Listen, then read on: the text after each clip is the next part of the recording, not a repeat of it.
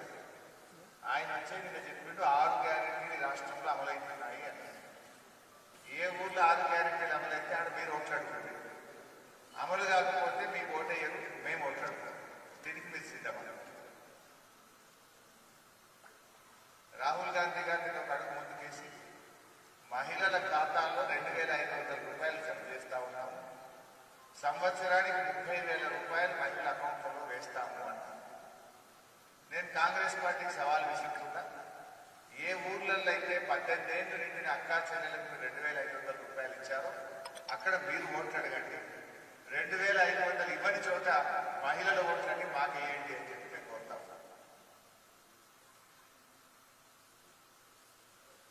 నిజంగా డబ్బులు ఇచ్చుంటే ఆ ఓట్లు మహిళలందరూ కాంగ్రెస్కి వేయండి, 2,500 రాని మహిళలందరూ బీఆర్ఎస్ పార్టీకి పోతాయి.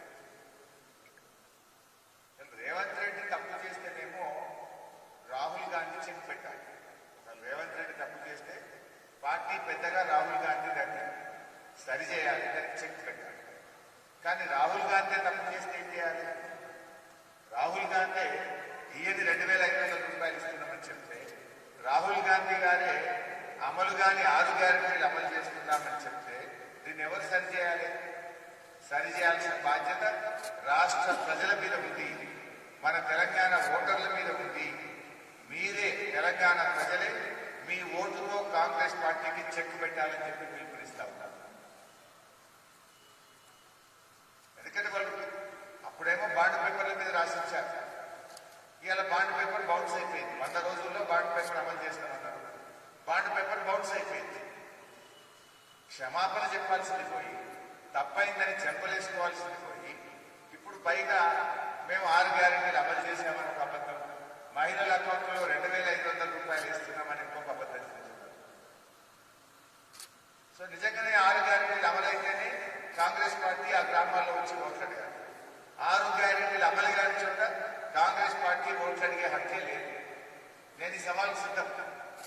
6 గ్యారెంటీలు అమలైతే మీరే అడగండి, ఆ ఊళ్ళలో మేము రాము. 6 గ్యారెంటీలు అమలు కాకపోతే మీరు ఆ ఊళ్ళలో ఓట్లు అడగడానికి రావచ్చు. దీనికి సిద్ధమా కాంగ్రెస్ పార్టీ అడిగారు. ఇది ఎవరు చెప్పిండ్రు? మీ అగ్ర నాయకుడు రాహుల్ గాంధీ చెప్పింది కదా అమలు చేస్తున్నామని. మీ నాయకుడే చెప్పింది కదా 2,500 మహిళల అకౌంట్లలో వేస్తున్నామని. అవి వచ్చుంటే మీరే తీసుకోండి, రాకపోతే ఆ ఓట్లను మేమే ఇచ్చుకుంటాం.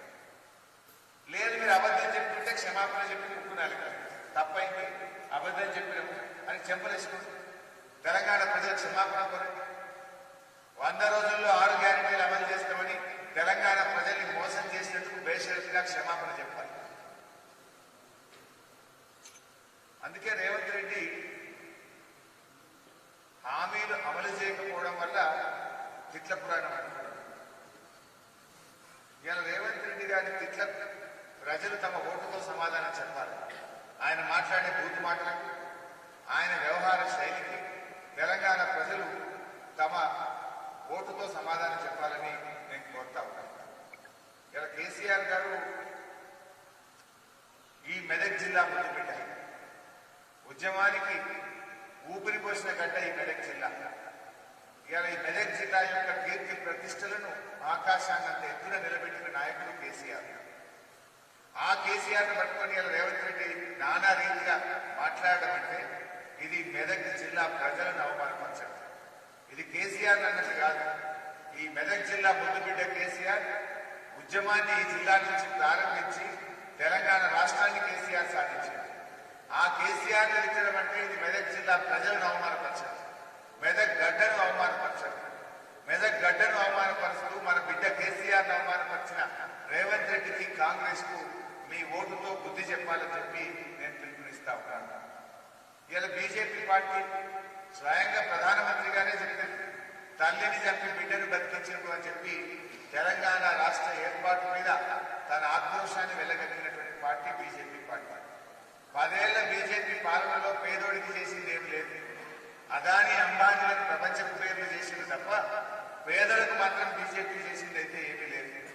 ఇలా బీజేపీ ఏం చెప్పి ఓట్లు అడుగుతా ఉన్నారు. 10 ఏళ్ల పాలనలో బీజేపీ తెలంగాణలోని 7 మండలాలు తీసుకుపోయి ఆంధ్రాలో కలిపింది. లోయర్ సీనియర్ పవర్ ప్రాజెక్ట్ దక్కకుండా చేసింది. Medical college, nursing college, Navodaya కాలేజీల స్థాపనలో తెలంగాణకు మొండి చేయి చూపించింది. తెలంగాణకు జాతీయ ప్రాజెక్టు లేకుండా మొండి చేయి సో అటువంటి బీజేపీ కూడా తగిన గుణపాఠం చెప్పాలని చెప్పి కూడా నేను కోరుతా ఉన్నాను. ఈరోజు మెదక్ జిల్లా అభివృద్ధిలో అగ్రగామిగా నిలిపింది కేసీఆర్. ఇదే కాంగ్రెస్ వాళ్ళు బీజేపీ ఏం మాట్లాడారు? అన్ని నిధులు మెదక్ జిల్లాకేనా అని మాట్లాడతారు. ఇలా 3 జిల్లాల కలను నిజం చేసింది కేసీఆర్. మెదక్ జిల్లా, సంగారెడ్డి జిల్లా, సిద్దిపేట జిల్లాను ఏర్పాటు చేసి జిల్లాల కలను నిజం చేసింది కేసీఆర్. ఇవాళ రేవంత్ రెడ్డి అంటాడు ఆ జిల్లా తీసేస్తా అంటారు. అంటే మెదక్ జిల్లా తీసేస్తా అన్నందుకు ఇలా మెదక్ ప్రజలు, నర్సాపూర్ ప్రజలు ఉన్నాయన్న నీ నోటికాడు ముక్కని ఎత్తకూడదా? నీ జిల్లా తీసేస్తా అంటుంది రేవంత్ రెడ్డి. మెదక్ జిల్లా రద్దు చేస్తా అన్నందుకు మెదక్ జిల్లా ప్రజలు ఇంకా ఈ కాంగ్రెస్ పార్టీ కొట్టేయాలా అని అడుగుతా ఉన్నాను. ఇవాళ ప్రజలు ఆలోచించాలి, తస్మాత్ జాగ్రత్త. కాంగ్రెస్ కు ఓటేయడం అంటే మన జిల్లాను మనం పోగొట్టుకున్నట్టే అయితే, మన జిల్లాను మనం పోగొట్టుకున్నట్టయితే ప్రజలు ఆలోచించాల్సినటువంటి అవసరం ఉంది. ఇవాళ రేవంత్ రెడ్డి గారు జిల్లాలు రద్దు చేస్తా అంటారు. అంటే ఇలా సంగారెడ్డి జిల్లా పోతుందా, మెదక్ జిల్లా పోతుందా, సిద్దిపేట జిల్లా పోతుందా? ఉన్న జిల్లాలను పోగొట్టడం కోసం కాంగ్రెస్ పార్టీ పోగొట్టేయాలన్నారు. ఇప్పటి వరకు కాంగ్రెస్ పార్టీ దీన్ని నోరెత్తలేదు. నేను అడుగుతా ఉన్నా, డిమాండ్ చేస్తున్న రేవంత్ రెడ్డి గారు, జిల్లాల రద్దును ప్రకటనను మీరు ఉపసంహరించుకుంటున్నా లేదా? దీని మీద మీరు మాట్లాడలేదంటే జిల్లాలను రద్దు చేస్తారని ఈ జిల్లా ప్రజలు అనుకోవాల్సి వస్తుంది. ఎందుకంటే గత కొద్ది రోజులుగా మేము మాట్లాడుతున్నాం, మా కేసీఆర్ గారు మాట్లాడుతున్నారు, లేదు మేము జిల్లాలు రద్దు చేయమని మీ ప్రకటన మీరు వెనక్కి తీసుకుంటలేదు. అంటే జిల్లా రద్దు చేయడానికి ఇలా కుట్ర పట్టిన మీరు జిల్లాలు రద్దు చేస్తారన్నటువంటి కాంగ్రెస్ కు మెదక్ జిల్లా ప్రజలు, నర్సాపూర్ ప్రజలు గుణపాఠం చెప్పాలని చెప్పి కూడా నేను పిలుపునిస్తా ఉన్నాను. ఇవాళ మెదక్ పార్లమెంట్ నియోజకవర్గ ప్రజలకు కూడా నాకు విజ్ఞప్తి, ఇక్కడ ఉన్నటువంటి బీజేపీ అభ్యర్థి జిమ్మిక్కులు, ఫేక్ వీడియోలు, గోగుల్స్ ప్రచారంతో గెలిచిన చరిత్ర ఆయన ఉన్నది. మెదక్ పార్లమెంట్ నియోజకవర్గ ప్రజలారా, ఎన్నికలు రేపో మాపో అనగా ఈ బీజేపీ అభ్యర్థి కొన్ని ఫేక్ వీడియోలు ప్రచారం చేయబోతున్నాడు, కొన్ని గోబల్స్ ప్రచారం చేయబోతున్నాడు. దయచేసి వాటిని విశ్వసించద్దు అని నేను మనం చేస్తాం. గతంలో దుబ్బాక ఉప ఎన్నికలు జరిగేటప్పుడు ఒకరోజు ముందు కాంగ్రెస్ అభ్యర్థి బీజేపీలో బీఆర్ఎస్ లో చేరుతున్నట్టు, కాంగ్రెస్ అభ్యర్థి బీఆర్ఎస్ లో చేరుతున్నట్టు ఒక ప్రముఖ టీవీ ఛానల్ పేరిట సోషల్ మీడియాలో వీడియోలు, ఫేక్ వీడియోలు రిలీజ్ చేశారు.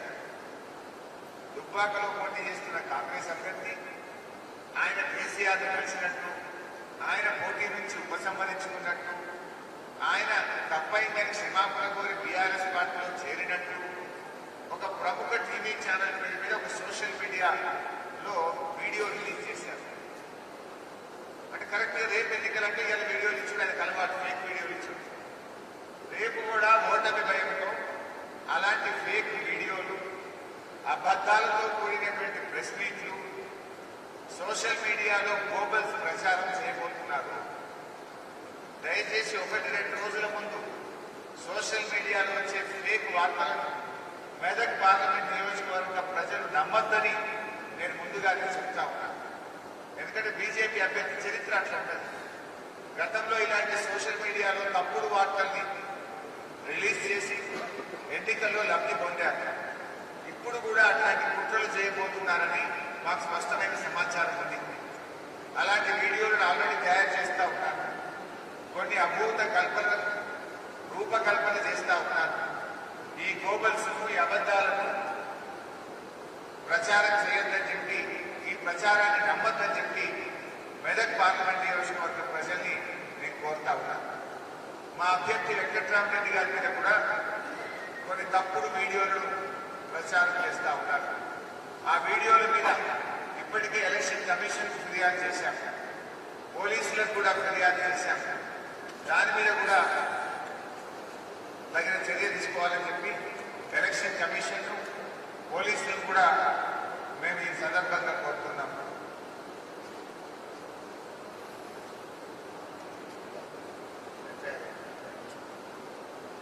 వెంకట్రామరెడ్డి గారి మీద రిలీజ్ చేసిన ఫేక్ వీడియో మీద బీజేపీ యువమోర్చా నాయకుడు ఎవరైతే ఈ ఫేక్ వీడియోను రిలీజ్ చేసిందో ఆయన మీద పటాన్ చెరువు పోలీస్ స్టేషన్లో ఎఫ్ఐఆర్ నమోదు చేయడం జరిగింది పోలీసులు. అంటే ఆ ఫేక్ వీడియోను గుర్తించి ఫేక్ వీడియో ఎవరు రిలీజ్ చేశారో ఆ బీజేపీ నాయకులను గుర్తించి వారి మీద ఎఫ్ఐఆర్ కూడా నమోదు చేయడం జరిగింది. సో ఇలాంటి ఫేక్ వీడియోలను ప్రచారంలో పెట్టడంలో బీజేపీ నాయకులు సిద్ధహస్తులు. ముఖ్యంగా బీజేపీ పార్లమెంట్ అభ్యర్థి ఆయన 2-3 రోజుల ముందు రేపు ఎలక్షన్ అనగా కొద్ది గంటల్లో ఎన్నికల ప్రక్రియ ప్రారంభమవుతుందనగా ఇలాంటి ఫేక్ వీడియోలను, ప్రెస్ మీట్లను, అబద్ధాలను, గోబల్స్ ప్రచారం చేయబోతారు. దయచేసి ప్రజలు వాటిని విశ్వసించొద్దని, అటువంటి వార్తలు రాబోతున్నాయి మేము ముందే చెప్తున్నాం. అటువంటి ఫేక్ వీడియోలు, గోబల్స్ ప్రచారం, అబద్ధాలతో కూడిన ప్రెస్ మీట్లు పెట్టబోతున్నారు కనుక వాటిని ప్రజలు విశ్వసించొద్దని, నిజాలు తెలుసుకున్న తర్వాతనే నమ్మాలని నేను మెదక్ పార్లమెంట్ ప్రజలకు విజ్ఞప్తి చేస్తున్నాను. Thank you.